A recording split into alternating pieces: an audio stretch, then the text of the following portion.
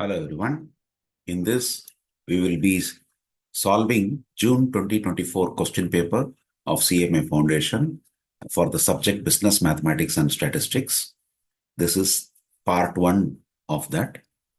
The first question, in 30 liters of adulterated milk, the ratio of the volumes of milk and water is 7:3. What volume of water to be added to it to make the ratio of milk and water 3:7? So we can first find out what is the content means. Milk content in 30 liters will be, it is given in the ratio 7:3, which means 7 divided by 7 plus 3 multiplied by 30. So that is 7 plus 3 is 10 and 30 by 10 is 3. So this becomes 21 liters. So that means water content in 30 liters of adulterated milk will be 30 minus 21, which is 9 liters. So now this, they want to add further water in this particular adulterated milk to make the ratio as 3:7, which means, let us assume, let X equal to volume of water to be added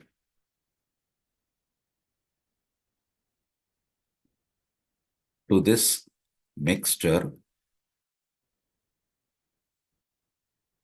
So now what happens? The ratio 21 divided by 21 divided by 9. And in this 9, we are going to add this additional water so that the ratio becomes 3/7. Now cross multiplying, we get 7, 14, 147. Here it is 27 plus 3x, which means 147 minus 27, which is equal to 3x, which means 120 liters. 120 equal to 3x. That means x will be 40. So 40 liters of water to be added. That will be the solution for this question. The next one, the mean proportional between 2 and 8 is what? Mean proportional is nothing but geometric mean of 2, 8. Geometric mean is the product of square root, product of the square root. Sorry, square root of the product. So 2 into 8, which is square root of 16. So it becomes 4. So the option is A. In this first one, option is B. Now, let us move on to the third question. P varies directly with the cube root of Q, and P is 4 when Q is 8. Find the value of Q plus 1 when the value of P is 6. So, given P varies directly with the cube root of Q. So, Q to the power of 1/3, which means we can write P as K times Q power 1/3. And then given P is 4 when Q is 8, which means 4 is equal to K to the power of, K multiplied by 8 to the power of 1/3. That can be rewritten as 4 is equal to K times 2 cube to the power of 1/3, which is nothing but K times 2. That means K will be 4/2, which is 2.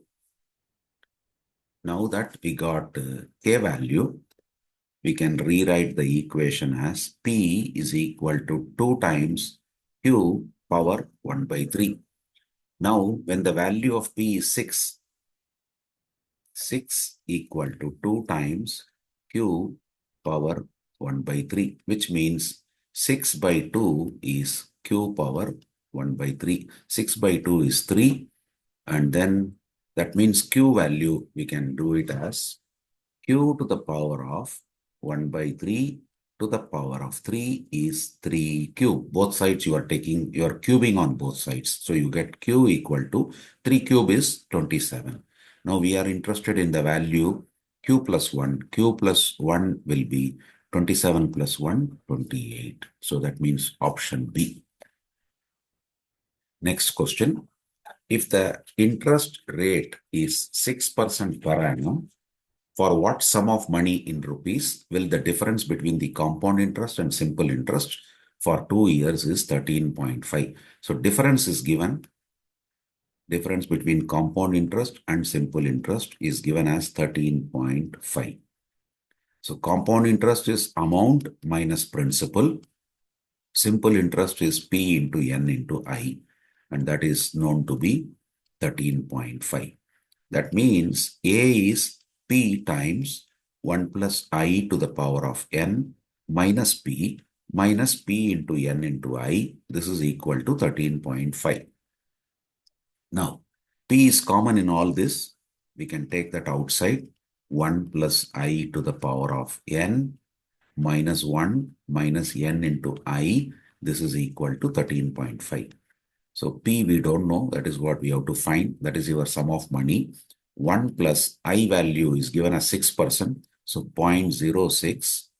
And the period is given as 2 years. So power of 2 minus 1 minus 2 times I is 0.06. This is known to be 13.5. So P times 1 plus 0.06 to the power of 2 will be 1.06 power 2, which is 1.1236 minus 1 minus 0.12 is equal to 13.5. This means let us subtract 1.1236 minus 1 minus 0.12. We get 0.0036 is equal to 13.5, which means that P will be 13.5 by 0.0036. So if we calculate, we will get rupees 3750. That is our option C. Let us move on to the next one. Nominal interest. If a bank offers 4% nominal interest with the quarterly compounding, what is the effective interest rate? So effective rate of interest will be 1 plus nominal interest, which is 0.04, quarterly compounding. So we will be dividing this by 4. Number of conversions are 4 in a year. So power 4 minus 1. If we calculate this, we will get 0.0406, which is equal to 4.06 the percentage. So option is C. Next is find the sum of first 50 natural numbers. Sum is equal to n into n minus 1, n plus 1 by 2. So 50 into 51 by 2. That is 25 into 51. And if we evaluate, we get 1275. This is option A. Next, a car travels some distance at 8 km per hour and return at a speed of 12 km per hour. If the total time taken is 15 hours, what is the distance in kilometer? We know speed is distance traveled by time taken, which means, what do you call? The time taken, we can write it as D divided by S. Now, we have the time taken as 15 hours. In the first case, that is onward journey, we don't know the distance. So that we will consider as D. So D, so I will say given D divided by 8 km per hour is the speed plus return. D divided by 12 km per hour is the distance, is the speed, that is equated to 15, which means we will have LCM as 24. So here we will have 3D plus here we will have 2D equal to 15, which means 5D equal to 15 into 24, or D is equal to 15 into 24 divided by 5. This goes 3 times. So this is 3 into 24, 72 kilometer. So that is our option D. Let us move on to the next. A product. If the product of the first 3 terms of a geometric progression is 64, the middle term is what? First 3 terms is A, AR and AR square. We are going to multiply because we need product into AR square. This is given as 64. This can be written as A cube R cube equal to 64 can be written as 4 cube, which means AR the whole cube is 4 cube. That means AR is 4. We know AR is the middle term, so the option is D. Next, if A and B are subsets of a universal set U such that N of U equal to 800, N of A equal to 300, N of B equal to 400, and N of A intersection B equal to 100. Then the number of elements in the set A complement intersection B complement is what? First of all, N of A complement intersection B complement is nothing but N of A union B, the whole complement, applying your De Morgan's law. Now, N of A union B is N of A plus N of B minus N of A intersection B. And that is equal to N of A is given as 300, N of B is given as 400, N of A intersection B is given as 100. This will give us 600. We are interested in finding out N of A union B, the complement. That is nothing but N of universal set minus N of A union B. N of universal set is given as 800. N of A union B, just now we found it is 600. So N of A union B, the complement will have 200 elements, which is our option B. Let us move on to the next questions. If A is equal to 1, 2, 3, 4, B is equal to 3, 5, 7, then A minus B union B minus A is what? So now A minus B, let us find. A minus B means number of elements, sorry, not number of elements, elements that belong to A, but it should not belong to B. 1, I can write 1 because it is not in B. 2, we can write, it is not in B. 3, we cannot write, but 4 we can write, which is not in B. So that is our A minus B. Now B minus A means elements that belong to B, but it should not belong to A. 3, we cannot write because it is there in A. 5, we can write because it is not in A.